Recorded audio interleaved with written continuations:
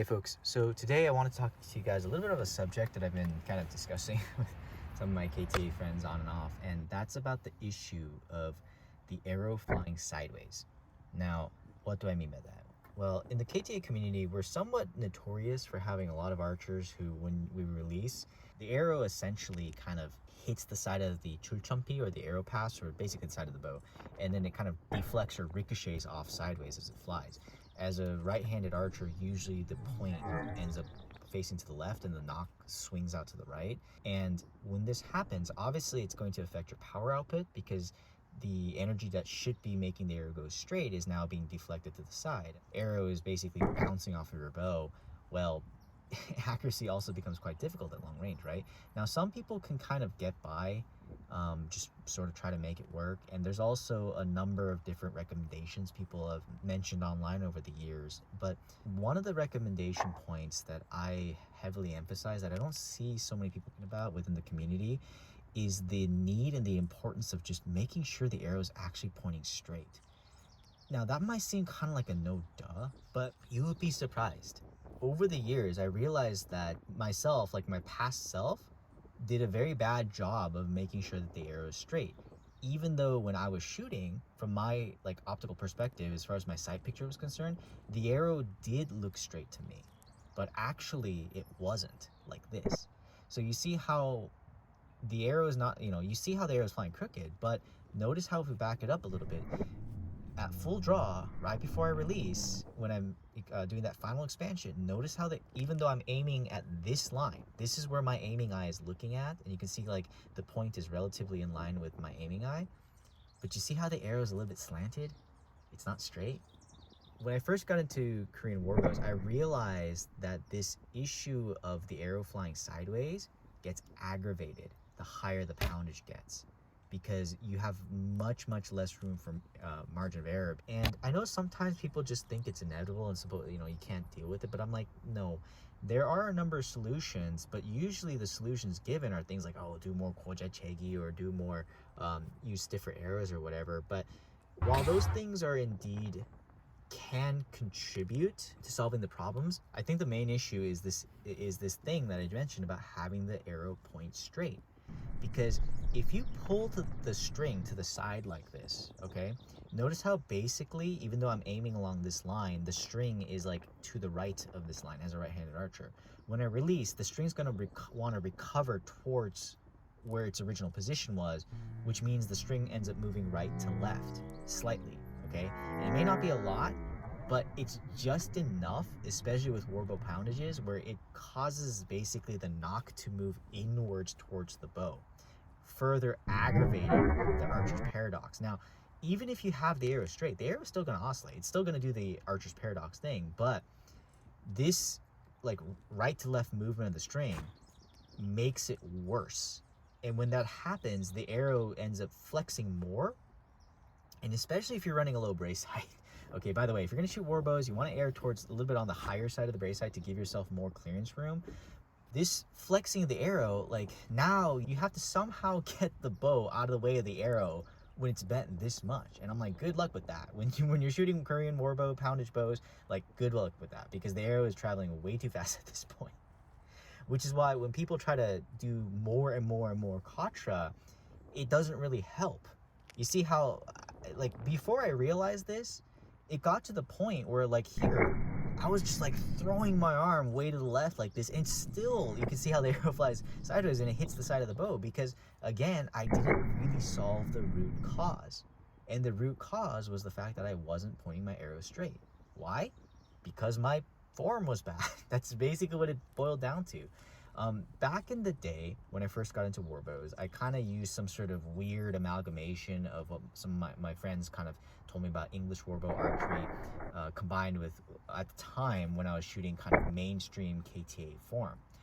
But as I've kind of mentioned and I've alluded to a number of times already in past videos, Korean warbow form is very specific the more and more I research it. And I realized that you gotta shoot the Korean bows the way it was meant to be shot. And one of those elements is making sure that you're using this triangular alignment, and what I call type 1 or type 2, but I prefer type 1. And one of the reasons why I prefer it is because how well it ensures that the point, the shaft, and the nock are in a straight line, and that the string is bisecting that line. So that when I do release, the string is going straight into the back of the nock at a perpendicular angle. And because the string is essentially straight in line with the shaft, all of the force is going straight, which ensures that the arrow flies like this. And you will be surprised that if you actually do this well, then you don't really need that much torque. The truth of the matter is that trying to throw more 고재채기 when your arrow is crooked actually will aggravate the arrow flying weird, because really what you're doing is you're already shooting with the arrow pointing at a weird angle, and then you're trying to suddenly torque the bow to try to correct that at the moment of release. That just adds so many complications. And the one example that I often give to friends when I give them advice, or to students I work with in real life, is that if you don't have the arrow aligned properly, right, and then you release, over relying on 고재채기 or katra to try to correct that is almost like if you're shooting a sport pistol, right? Like, think like Olympic sport shooting, right? If you have the gun pointed sideways, jarge, and then you squeeze the trigger, and then at the moment the bullet launch, basically the hammer drops and the bullet fires, you snap the gun towards your target. That's a very convoluted way, right? Why wouldn't you just point your sights and your barrel straight at what you want to hit, and then hold it there and squeeze the trigger? That's so much simpler, right? The same issue is true with the over-reliance on 고재채기 or katra to try to correct for bad shots, where, like, if you don't have the arrow pointing straight from the beginning, and you just try to snap or torque at the bow to try to correct it, it's not a very good way of going about it. Like, you'll get lucky sometimes, and yeah, the arrow will correct occasionally, but it's hard to be consistent like that, guys. It really, really is. And while I am a big advocate for the use of 고재채기 when done properly and in the right amount, I'm a big also advocate against over katraing. Okay, there's like no reason to try to like torque the bow to oblivion, because it's just A, not necessary, and B, the higher the poundage gets, the harder it actually gets to do that, okay? Because it's just the inherent tension on the limbs and the string when you're at full draw.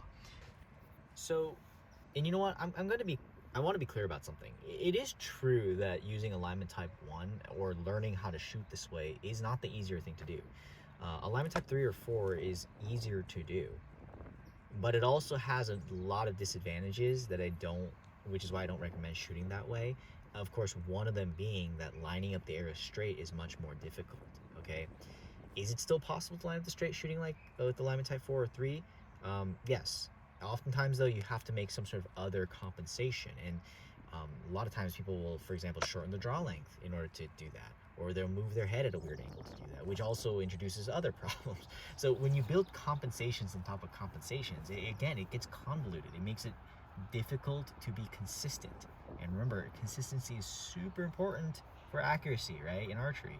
So rather than doing the thing that at surface level is easier but ultimately makes your life harder when you're actually trying to shoot well, I tend to recommend people to learn to do the technique that may be harder to master. Yes, it takes more time, more discipline, more slow and steady development of strength and flexibility and neuromuscular control and all this kind of stuff to do it safely, right? Because we want to do it safe.